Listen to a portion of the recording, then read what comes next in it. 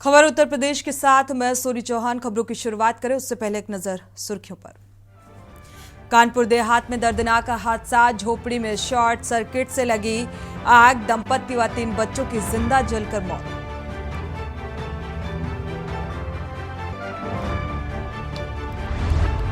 PM Modi का कर्नाटक दौरा आज, पीएम आज कई परियोजनाओं का करेंगे लोकार्पण और शिलान्यास। मुख्यमंत्री योगी का गोरखपुर दौरा आज, स्टील प्लांट का उद्घाटन करेंगे सीएम। 2000 लोगों को प्लांट से मिलेगा रोजगार।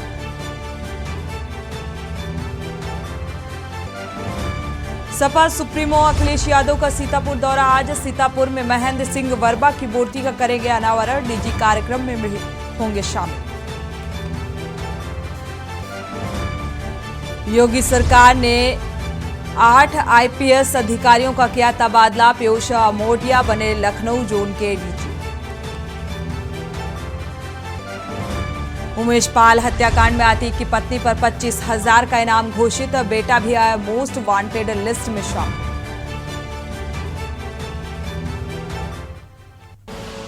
आप देख रहे हैं के न्यूज, खबरों का सारथी।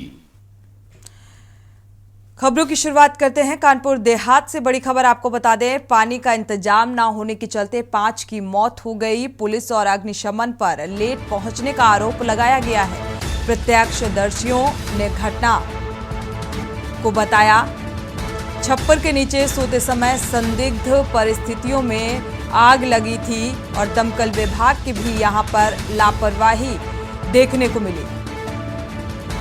उस समय पर घटनास्थल पर ना पहुंचने की वजह निकलकर सामने आई है।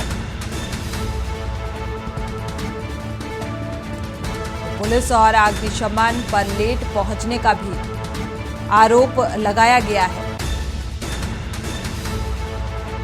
प्रत्यक्षदर्शियों ने इस घटना को भयावह बताया। छप्पर के नीचे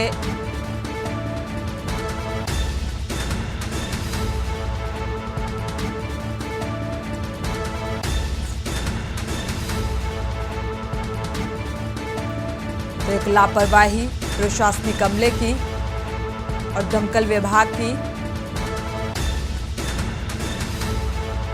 छप्पर के नीचे संदिग्ध परिस्थितियों में आग लगी। आग लगने की वजह फिलहाल साफ होती नजर नहीं आ रही है, लेकिन स्थानीय लोगों का यह आरोप है कि जो पुलिस और दमकल विभाग है वो लेट लतीफी से पहुंचा। लेट पहुंचने का आरोप और इस घटना को भयावह बताया।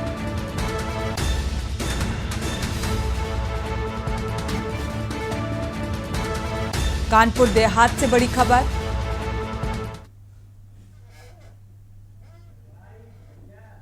कभी आपसे मिले होंगे? हम छोटे छोटे थे सर, अभी बच्चे इतने बड़े बच्चे हैं, क्या कर सकते हैं बच्चे।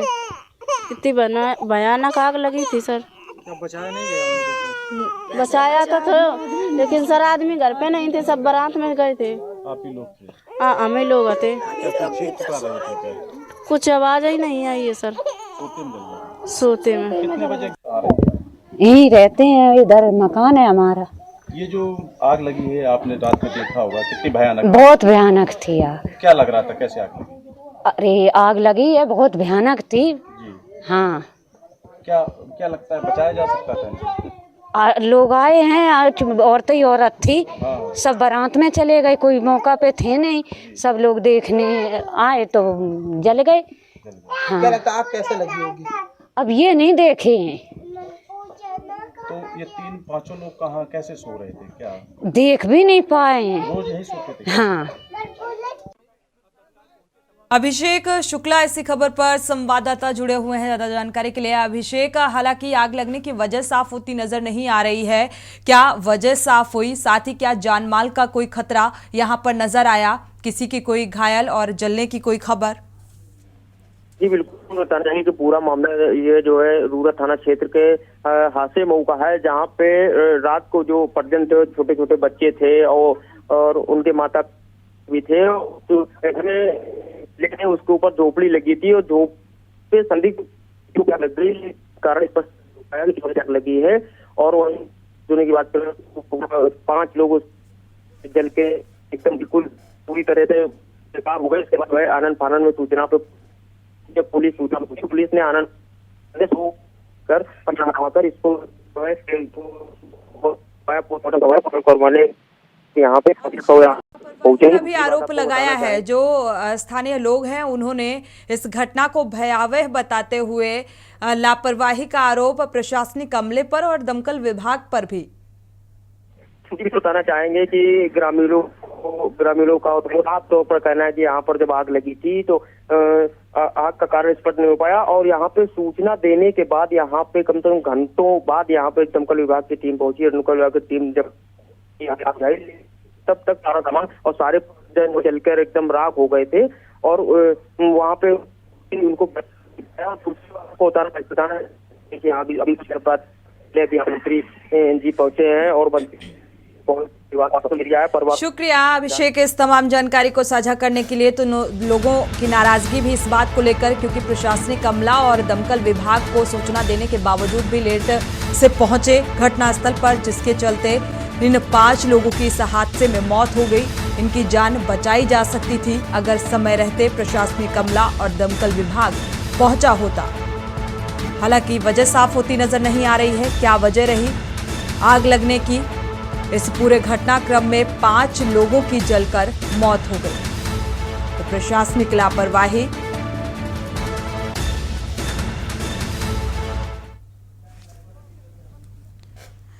बढ़ते आगे ललितपुर से बड़ी खबर। पुलिस ने 2 अभियुक्तों को गिरफ्तार किया है। मुखबिर की सूचना पर छापेमारी कर गिरफ्तारी की गई। चेकिंग के दौरान 2 अभियुक्तों को गिरफ्तार किया गया। दोनों अभियुक्तों के पास से 10 किलो अवैध गांजा बरामद हुआ। कार के अवैध गांजा बरामद किया गया। कार से अवैध गांजा बेचने का काम ये करता था। तो थाना मड़वारा का ये मामला बताया जा रहा है।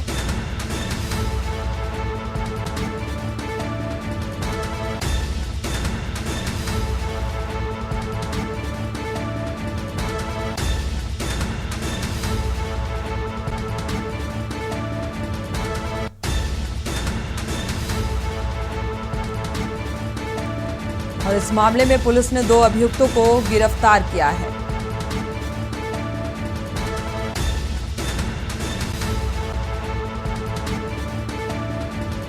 ललितपुर से बड़ी खबर। मुखबिर की सूचना पर इस छापेमारी को अंजाम दिया और इस बीच 2 अभियुक्तों की गिरफ्तारी पूछताछ की जा रही है। अभियुक्तों के पास से 10 किलो अवैध गांजा भी बरामद किया गया। अमरोहा से बड़ी खबर आपको बता दें। गांव बासखेड़ी में युवक की हत्या का मामला सामने आ रहा है। गेहूं के खेत में पड़ा मिला युवक का शव कल सुबह से घर से ये लापता था। इसका नाम सलीम बताया जा रहा है। पुलिस ने शव कब्जे में लेकर पोस्टमार्टम के लिए भेज दिया है। थाना नौगावा सादात क्षेत्र के गांव बासखेड़ी का ये मामला बताया जा रहा है, जहां पर एक युवक की हत्या कर दी गई और उसका शव खेत में पड़ा पाया गया। तो कल सुबह से घर से लापता था ये युवक।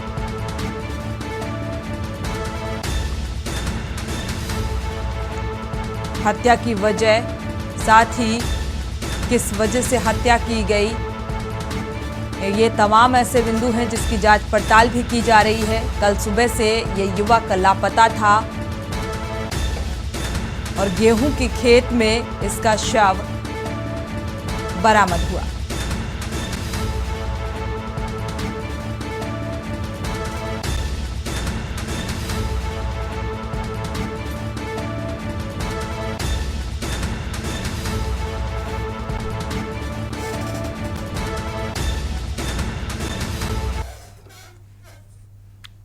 नौगावा सादत के ग्राम बांसखेड़ी के गेहूं के खेत में एक शव बरामद हुआ है। यह शव सलीम नाम के व्यक्ति का है। इसके सिर पे चोट के निशान भी हैं और इसमें बॉडी को वास्ते पोस्टमार्टम मोर्चे रवाना कर दिया गया। परिवारजन से तहरीर प्राप्त नहीं हुई है। तहरीर प्राप्त होने पर अग्रिम कार्रवाई की जाएगी। बढ़ते आगे खबर बस्ती से है, जहां संचालक संदीप से अजय नाम के लुटेरे ने आंख में मिर्ची स्प्रे डालकर बैग में रखा 10,000 रुपए छीनकर फरार हो गया। जनपद में लूट की घटना को अंजाम देने वाले लुटेरे को 4 घंटे के अंदर गिरफ्तार कर लिया गया। उसके पास से लूटे रुपए भी बरामद किए गए। 10,000 लूट के मामले में सिपाही इंद्रेश यादव को एसपी की तरफ से 15,000 की प्रोत्साहन राशि भी प्रदान की गई।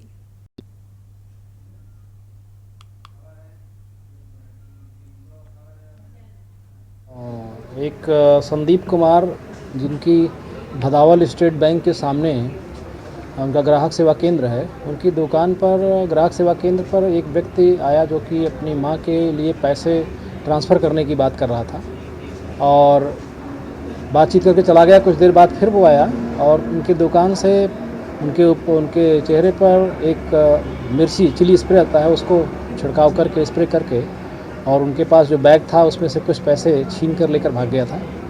आसपास के लोगों ने इसको दौड़ाया भी था, लेकिन उसके पकड़ने में कामयाब नहीं हुए, भाग गया था वो, जिसके संबंध में थाना हरैया पर 356 आईपीसी के तहत मुकदमा दर्ज किया गया था।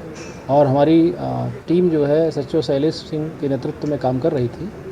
बीती रात लगभग 22:40 बजे केसवापुर के पास से जो इसका मुख्य आरोपी था अजय कुमार पुत्र साहबदीन निवासी बाछनपुर, लगभग उम्र उसकी 22 साल है, उसको गिरफ्तार कर लिया गया है। खबर देवबंद से है, जहां बेहट रोड स्थित भगवती कॉलोनी के निकट एक घर में रह रहे 2 नाबालिग बच्चों, जिनके मां बाप कोविड में मर चुके हैं, घर में एक महिला मेन गेट फांद कर घुसी और दोनों बच्चों को जान से मारने और उनकी हत्या करने की धमकी देते हुए घर से बाहर निकाल दिया। इसके बाद दोनों बच्चों को थाना कोतवाली देहात से और एसएसपी सहारनपुर के गेट से ही बिना उनकी बात सुने आने और कोर्ट जाने की बात कहकर वापस कर दिया। पूरे मामले में वीडियो वायरल के बाद पुलिस प्रशासन के अधिकारियों में हड़कंप मचा हुआ है।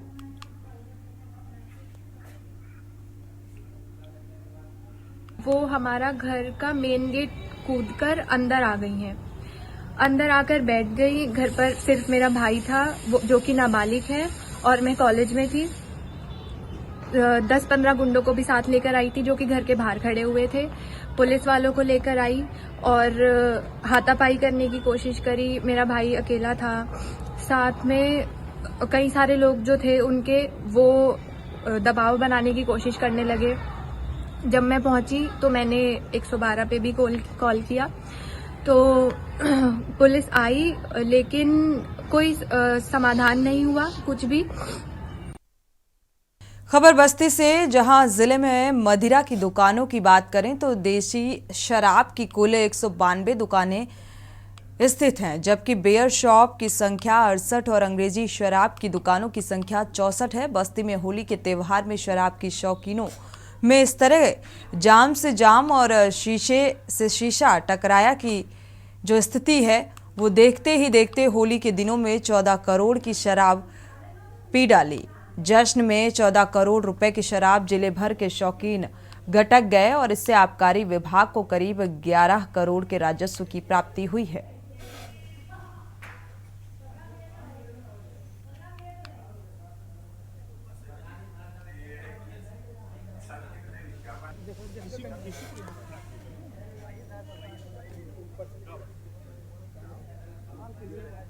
के त्योहार में तकरीबन 14 करोड़ के आसपास की बिक्री हुई है और पिछली होली में लगभग 12 करोड़ के आसपास बिक्री हुई थी। तो ये कहा जा सकता है कि लगभग 15% के आसपास की बिक्री रही है इस बार। ये केवल एक दिन की बिक्री है? लगभग 1.5 दिन की बिक्री, होली के एक दिन पहले और उसके मतलब होली के बाद जो 4 बजे दुकान खुली थी उसकी भी बिक्री जोड़ करके 14 करोड़ के आसपास गई है। खबर गाजीपुर से है, जहां रेवतीपुर थाना एसओ प्रशांत चौधरी ने 23 साल से फरार चल रहे 25,000 के इनामिया को गिरफ्तार करने में सफलता प्राप्त की है। रेवतीपुर थाना क्षेत्र के अवकल गांव का निवासी रामदुलार राजभर दोहरे हत्याकांड में वांछित था और 23 सालों से फरार चल रहा था। एसपी ने बताया कि रेवतीपुर थाना क्षेत्र का अवकलपुर गांव उस समय सुहावल थाना क्षेत्र का हिस्सा था और वहां पर जातीय संघर्ष हुआ था, जिसमें 3 हत्याएं हुई थी।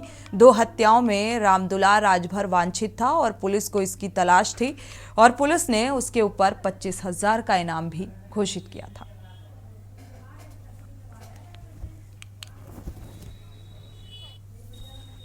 थाना प्रभारी रेवतीपुर जो है उनके द्वारा एक उत्कृष्ट कार्य किया गया है। इस जनपद का करीब 23 साल पहले आप लोगों को विदित होगा, उस समय सोहल थाना हुआ करता था, दिलदार नगर थाने का हिस्सा रेवतीपुर।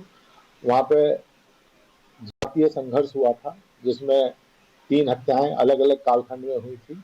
उनमें से 2 हत्याओं का जो अपराधी था वो तभी से भागा हुआ था, उस पर 25,000 इनाम भी था, राम दुलारे।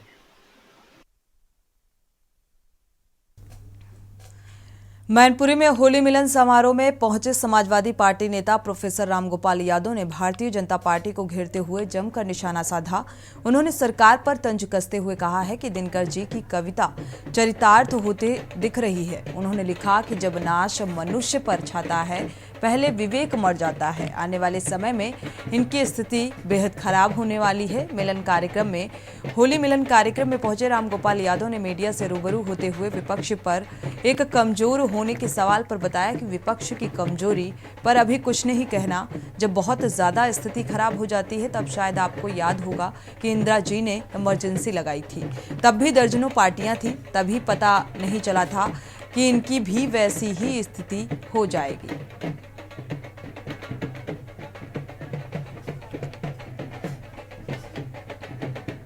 इस चुनाव को रोका था और उस आदेश में यह था कि बैकवर्ड क्लास की कुछ जातियां ऐसी हैं जो अब बैकवर्ड में नहीं रहनी चाहिए, इसीलिए इन्होंने कहा कि बैकवर्ड का रिजर्वेशन दोबारा कीजिए। तो कौन जातियां रहें न रहें, इसके लिए जाति जनगणना होनी चाहिए। इसके लिए ये पता करना चाहिए कि यादवों में जमीनी लोगों के पास कितनी हैं, कितने आईएएस हैं, कितने आईपीएस हैं, कितने क्लास 3 में, कितने क्लास 4 में नौकरी करते हैं, कुर्मियों में कितने हैं, गुजरों में कितने हैं, जाटों में कितने हैं। तो जाति जनगणना ही करा नहीं सकते, और करा नहीं सकते तो ये डाटा आ नहीं सकते। तो ये सब फर्जी सब चल रहा है। लेकिन प्रोफेसर साहब 1931 से जाति जनगणना की बात करते हैं तो वो पेंडिंग पड़ा है, कहीं भयमनुष्यता तो लोगों में नहीं। देखिए 1931 में हुई थी जनगणना केवल, इसके अलावा जाति जनगणना नहीं हुई। सरकारें क्यों बचती रहती? सरकार नहीं, सरकार की नीयत जब ठीक नहीं होती तब बचती। हमारी सरकार आ जाएगी, हम करा देंगे। बढ़ते आगे, लगातार मनीष सिसोदिया के कविता और लालू प्रसाद पर ईडी की छापेमारी और सीबीआई के कसते शिकंजे को देख कांग्रेस पार्टी ने प्रेस वार्ता कर केंद्र सरकार पर जमकर हमला बोला। आगामी 13 मार्च को कांग्रेस पार्टी राजभवन का घेराव कर अपना विरोध दर्ज कराएगी। प्रेस को वार्ता में प्रदेश अध्यक्ष कांग्रेस बृजलाल खाबरी ने उन्नाव में हुई मां बेटी की दुखद मृत्यु को लेकर सरकार को घेरा। वहीं अडानी के मुद्दे पर बोलते हुए खाबरी ने हम दो हमारे दो के सिद्धांत पर केंद्र सरकार पर आरोप लगाया। कांग्रेस ने आरोप लगाया कि राज्य और केंद्र सरकार की मौजूदा स्थिति से बचाने में मीडिया हमारा सपोर्ट करे। देश की स्थिति इस समय चिंताजनक है, जिसको लेकर 13 मार्च को कांग्रेस दफ्तर में राजभवन का घेराव करने की तैयारी की जा रही है। जितनी भी सरकारी संपत्तियां थी, लड़ाई चारों तरफ चल रही है कि कौन सच के साथ है, कौन झूठ के साथ है, कौन देश बेचने वालों के साथ है, कौन देश बचाने वालों के साथ है, कौन अडानी के साथ है, कौन पूरे हिंदुस्तान के समस्त व्यापारियों के साथ है। तो ये जो लड़ाइयाँ चल रही है, अब मैं उन मुद्दों के साथ सबसे बड़ा मुद्दा जो हमारे देश के लिए है कि अगर वास्तव में झोला तैयार हो गया है और झोला लेके भागने का कार्यक्रम बन रहा है तो झोला पकड़ करके रोक दीजिए और मीडिया का रोल बहुत अहम होगा। पर मिर्जापुर से है, जहां डिप्टी सीएम केशव प्रसाद और डिप्टी सीएम ब्रजेश पाठक आज मिर्जापुर पहुंचे।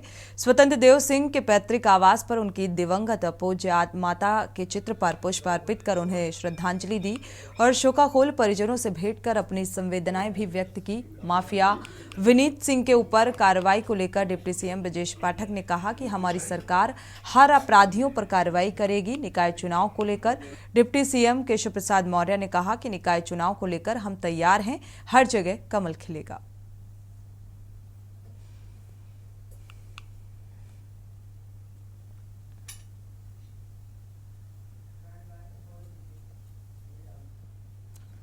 खबर अमेठी से है। अपने 2 दिवसीय दौरे पर अमेठी जनपद मुख्यालय स्थित कलेक्ट्रेट पहुंची केंद्रीय मंत्री स्मृति ईरानी का सर्वप्रथम गार्ड ऑफ ऑनर देकर सम्मान दिया गया। इसके बाद केंद्रीय मंत्री कलेक्ट्रेट पहुंची, यहां ट्रैक्टर और हार्वेस्टर की लगी प्रदर्शनी को देखा। इस दौरान केंद्रीय मंत्री खड़े ट्रैक्टर पर बैठी हुई नजर आई। उनके साथ ट्रैक्टर पर उत्तर प्रदेश सरकार के राज्य मंत्री मयंकेश्वर शरण सिंह भी रहे। वहीं स्मृति ईरानी जिले के 5 दर्जन से अधिक दिव्यांगजनों को इलेक्ट्रॉनिक ट्राईसाइकिल वितरित किए। इसके बाद स्मृति ईरानी ने कलेक्ट्रेट सभागार में आयोजित दिशा की बैठक में भी हिस्सा लिया।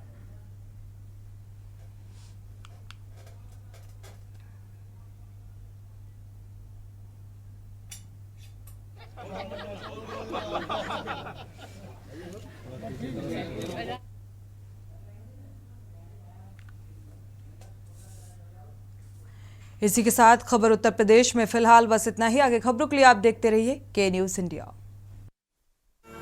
इस कार्यक्रम के प्रायोजक करता है गोल्डी मसाले। स्वाद ऐसा तो रिश्तों में गुस्सा कैसा। इस कार्यक्रम के प्रायोजक करता है कमला पसंद, अनोखा स्वाद।